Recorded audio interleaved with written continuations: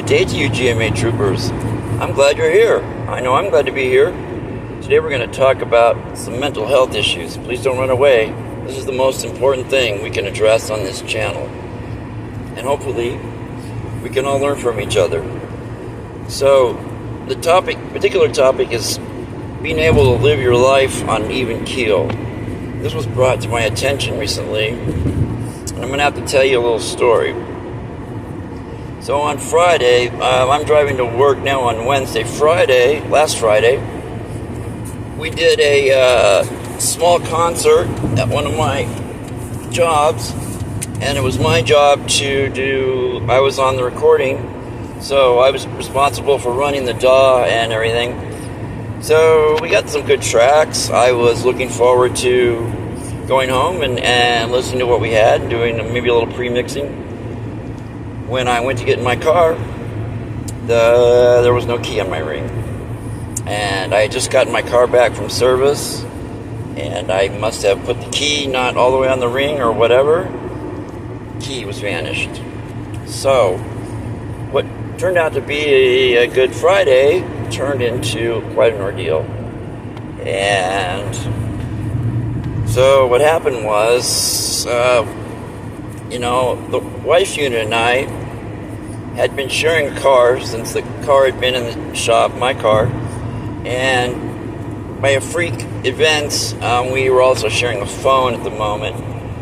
So long story short, when I was suddenly stranded, the only way we could talk to each other was via email. And of course we had planned that, but we had some miscommunication.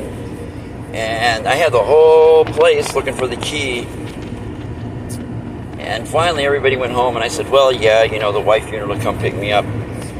Well, it turns out that I never in a million years thought this would be an issue, but the wife unit didn't want to come because, it's dark, she has trouble driving at night, and it is a long way.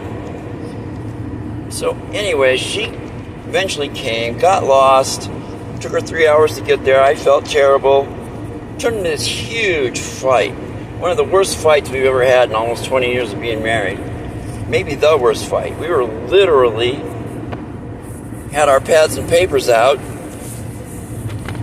splitting up the stuff. Well, that all blew over eventually. And 4 days later, we have the car back, or got the car back yesterday. So what does this all have to do with anything? Well, there was a period of about 12 or so hours in our little apartment where things were very tense. There were raised and angry voices for a period of time, an extended period of time. And one of our little ones, one of our little felines, Sophie, had been one of my special projects. When she first came to live with us, she literally hid under the couch for 3 weeks. And she has been very, very skittish. I don't know what happened to her in her previous life. Well, we had made a lot of progress, and she was really turned into Daddy's little girl. Well, we've gone way backwards now. It really, really freaked the little kitty out, and it's been days, and it's going to take a long time to,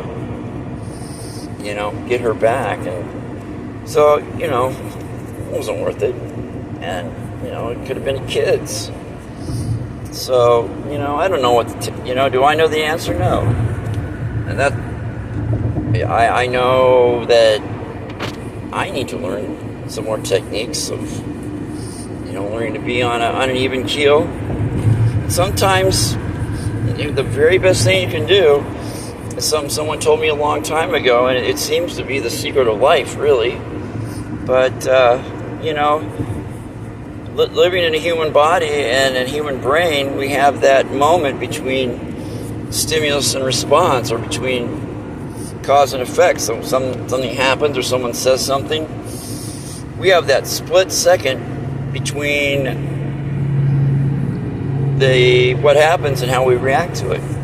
And if we can control that moment and make a reasoned choice or a conscious choice instead of just reacting, I think that's huge. I think just controlling that moment is a huge step towards that.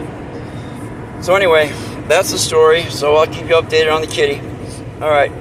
Thanks, guys. Cameron out.